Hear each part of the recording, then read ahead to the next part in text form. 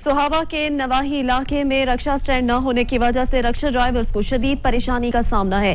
Drivers ने रक्षा stand के लिए जगह मुख्तस करने का मुतालबा किया है। सैयद जुल्करनैन शाह की रिपोर्ट देखेंगे।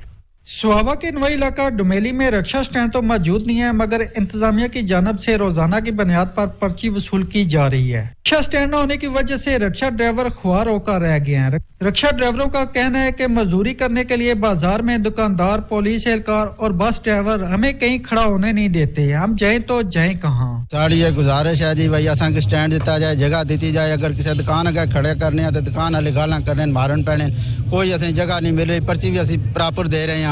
असानी अपील है मतलब एसी साहब अगे कि असा की बकायदा एक जगह दी जाए जिथे असा आके अपने रक्षे खिलाइए, ठीक है।